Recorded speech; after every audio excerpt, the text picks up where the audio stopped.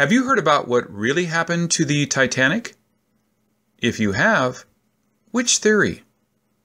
It is unthinkable that the unsinkable Titanic could ever sink. However, today, I will show you the two popular theories about what sank the Titanic. Of course, at the end, we have to offer you our own original theory, which in my opinion is better than the other two. According to pictures, videos, films, and some witnesses' accounts, the Titanic did not sink on April the 12th, 1912. What lies at the bottom of the Atlantic Ocean is its sister ship, the Olympic. It is an insurance scam designed to defraud the insurance company that refused to insure the Olympic. This is commonly known as the switch theory. Is it even possible that someone would kill 1,514 people just for insurance money? If it is possible, maybe it is a murder plot too. Don't forget the captain and the Titanic designer both went down with the ship. Maybe the White Star Line was so upset at Olympic's 3 collisions that they wanted both the designer and the captain gone. Well, I have to say, it is hard to believe. However, people believe this because there is no other way to explain why a boat like the Titanic could miss the iceberg right in front of them. What would you say if I tell you that I can show you a theory to prove that the Titanic really did not see the iceberg? Because the iceberg was invisible. Will you believe the mirage theory if I show you? The first time the switch theory came up actually was right after the boat sank. But even the insurance company did not believe it. In 1997, after the blockbuster movie of Titanic, Robin Gardner's book, The Great Titanic Conspiracy, hit the bookshelves and quickly became a bestseller. The theory goes like this. Titanic's older sister ship, the Olympic, had its first collision in June 1911 with tugboat O.L. Hollenbach, just a few months after it was built. Olympic's propeller pulled Hollenbach to its side, and the tugboat was severely damaged. Then in September 1911, the Royal Navy cruiser HMS Hawke smashed into Olympic's side. Olympic's starboard side had 2 big gashes, and the HMS Hawke was smashed.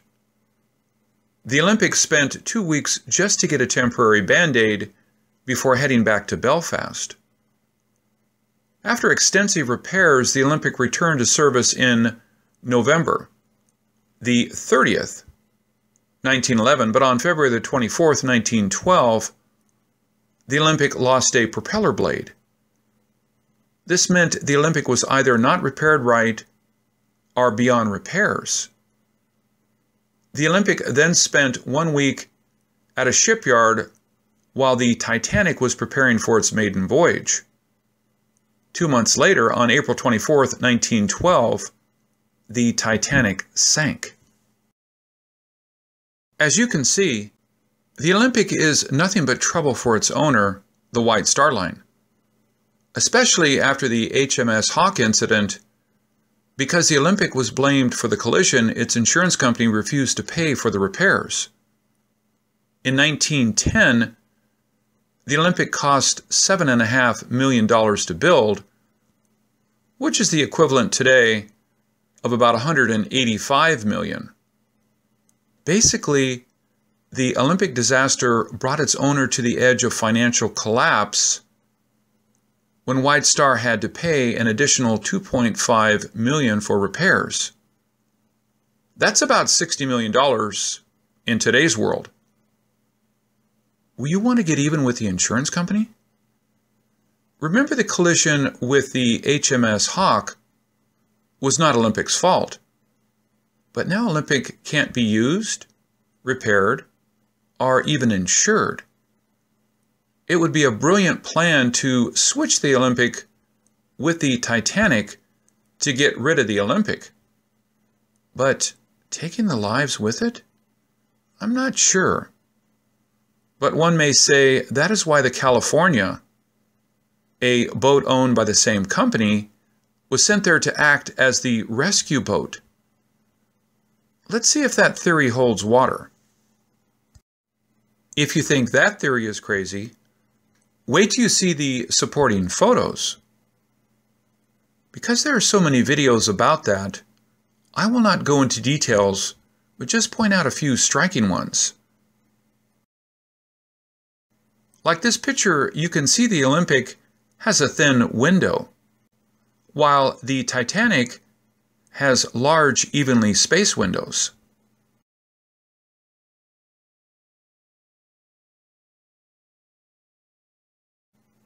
Now look in this picture. You can see the word Titanic on the boat with thin windows with the letter T under the third porthole. But in the other picture, the letter T is in between two portholes. From this picture, we can say there is at least an attempt to switch the two ships. I will not drag you into the debate on this evidence, because photos can be edited, stories can be distorted, and all the witnesses have died. But the troubling facts remain, especially when it comes to why the nearest ship, the California, why didn't it come to Titanic's rescue? People wonder why a ship like California ran an almost empty ship during the peak of the coal strike when it costs more to sail than to stay put. And the fact that it carried only wool sweaters with no passengers on board made it even more suspicious. Wouldn't those woolen sweaters come in handy during a rescue operation? And the California stopped sailing 4 hours before the Titanic sank, and it was right on the Titanic's path. When Captain Lord was questioned, he said he did not think the distress boat was the Titanic. Well, if a boat is in trouble, does it have to be the Titanic to be worth rescuing? According to the official record, Captain Lord kept on asking the color of the flare, even when it was shooting at 1-minute intervals per flare. So why does it matter? Please remember the California's wireless operator notified all ships about the condition of the ice field 3 hours before the Titanic sank. Although the Titanic's wireless operator was too busy to pass this important information to the bridge until 80 minutes before hitting the iceberg, how can the Titanic fail to avoid the collision? Actually, the Titanic changed course and headed straight to the iceberg after getting the telegraph. According to other boats in the area that day, the sky was so clear any boat could see an iceberg from 8 miles away. But the Titanic's watchman saw the huge iceberg only seconds before the impact. Remember, the watchmen are not the only people on the boat. If the iceberg is right there, others could have seen it too. Why did no one notice? Believe it or not, in the documentary movie Titanic's Final Mystery, it offered a perfect explanation. Basically, based on aviation logs from other boats, weather reports, and Titanic eyewitness testimony, the film pointed the blame to cold air mirage. However, this is really complicated, so I decided to have our image expert, Robert Woods, explain a little bit more on this theory. Robert is not only an expert in videos and graphics, he is the owner of Awesome Art Digital. And in 1997, he designed this Titanic poster for Paramount Studios. So, Robert, can you tell us what is a mirage? Is a naturally occurring optical phenomenon in which light rays are bent to produce a displaced image of distant objects or the sky. It is a real optical phenomenon that can be captured on camera, since light rays are actually refracted to form the false image at the observer's location. The theory that an optical illusion sank the Titanic is based on eyewitnesses recalling seeing a haze on the horizon. The temperatures suddenly dropped 4 degrees. Combined with the fact that it is an extremely clear night and with a compilation of other ship logs. One log even mentioned reflection on the horizon. Much reflection. Without a doubt, there is a mirage near Titanic water, but is that the reason why Titanic sank? I'm not really sure. What do you mean? All right, Ken, let me read the definition of mirage to you. This is from Wikipedia. In any case, mirages are usually not larger than about a half a degree high and from objects only a few kilometers away. Since mirages are usually very narrow, how could the iceberg being blocked by the mirage? Since the iceberg hit Titanic is about 100 feet high. If, as stated in the film, the mirage of the ocean blocked the iceberg, half a degree high ocean floor mirage would only block part of it, and mirages should be a few kilometers away. That can't explain why no one saw the iceberg before impact. So, what is your theory? Before I give you my 2 cents, I want to bring up another theory. The blue or black iceberg theory. You see, when the top of ice of an iceberg above the water melts and causes the smooth portion below the water to overturn, you could have a blue iceberg, sometimes even appeared black, which will be hard to spot than the white iceberg. Personally, I don't believe this in this case because none of the survivors said that they were hit by a blue iceberg. Look at this picture of this iceberg that sank the boat. It looked pretty normal to me. In your opinion, what happened? Well, I think despite the rare weather phenomenon, Titanic disaster could still be easily prevented if the mirage only disappeared right in front of your eyes. We would have 100 Titanics a year because the night is clear, the air is super cold, and the watchmen are tired. They may not be paying attention till it was too late. So you don't think the owner of the Titanic and Olympic switched the boats and intentionally sank it to get the insurance money? No, not really. Whether it was Titanic or Olympic, the mirage definitely played a role in the disaster. But I think it is a combination of human errors on the watchmen, human errors on wireless operators, and deceiving weather. How about the Morse code? Did you know the California and the Titanic tried to communicate by Morse code for hours? Even though they were only 5 miles apart, they each failed to get the messages. Could that have been caused by the mirage also? Well, both California and Titanic saw only flickering light while sending Morse code. The reason is not mirage, but scintillation. In simple words, twinkling, which is caused by the passing of light through different layers of a turbulent atmosphere. However, Experienced sailors should know this and should try to use radio contact when the Morse code failed. For this, I can't place the blame on weather. I will have to blame the California for this failure. Thank you, Robert. Doesn't that make you wonder? If California missed the telegram about the Titanic and failed to read the Morse code lamp, shouldn't they still try to help whatever boat they saw that was clearly in trouble? So you see, there are problems with both switch and mirage theories.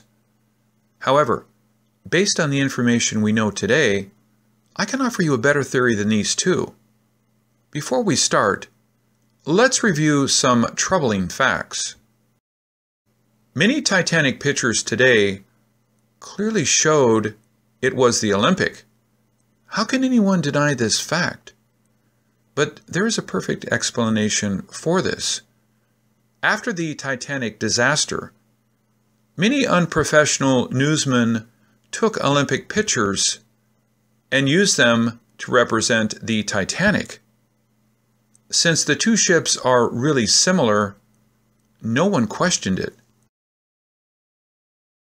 We can't deny that the Olympic went through quite a bit of facelifts to look just like the Titanic.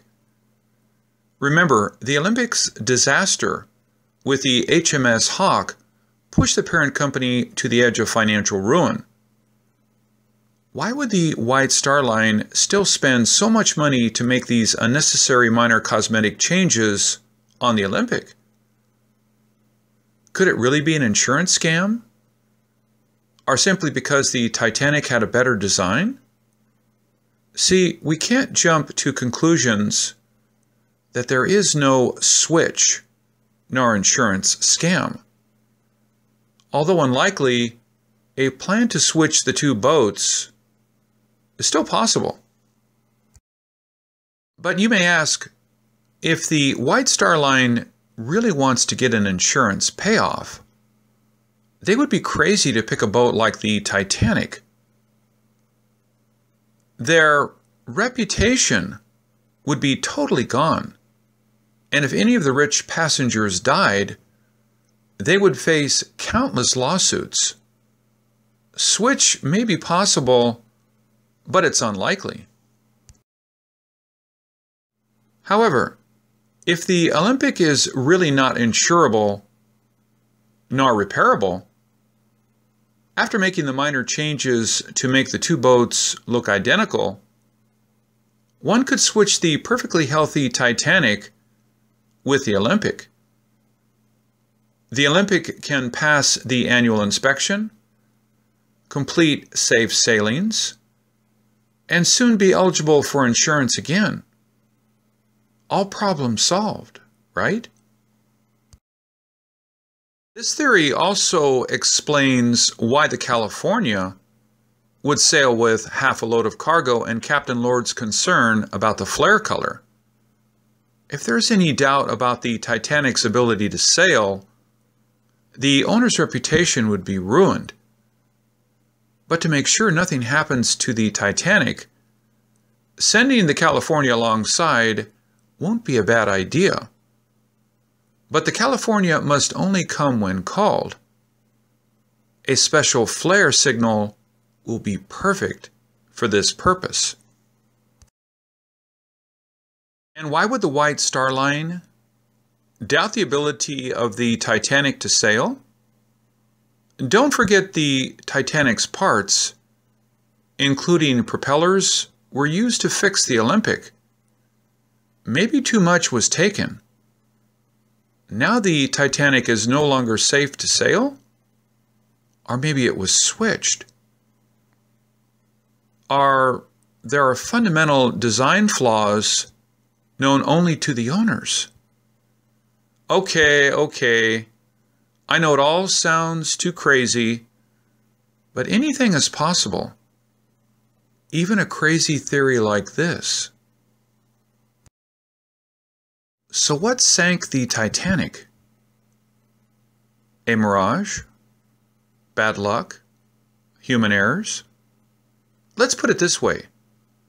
The mirage blinded the watchman. The scintillation blinded the California. And the captains of both ships failed the Titanic's passengers. A new clue appeared in 2012. 100 years after the Titanic disaster, on January the 13th, 2012, Costa Concordia, an engineering wonder of the 21st century, sank to the bottom of the sea after hitting a rock. There was no mirage, no twinkling lights, no sleeping watchman, but in just 3 hours, it sank and took away 32 lives. What does that tell us? Yesterday is history, tomorrow is a mystery, and today is a gift. That is why we call it the present.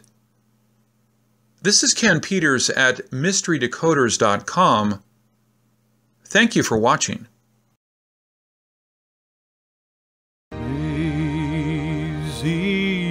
grace, how sweet the sound that saved a wretch like me. I once was lost, but now I'm found. Was blind, but now I see.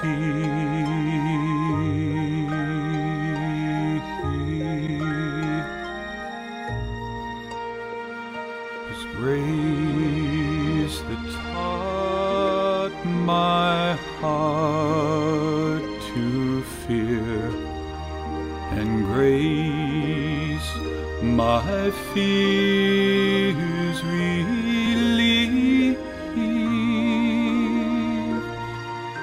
How precious did that grace appear the hour I first believed.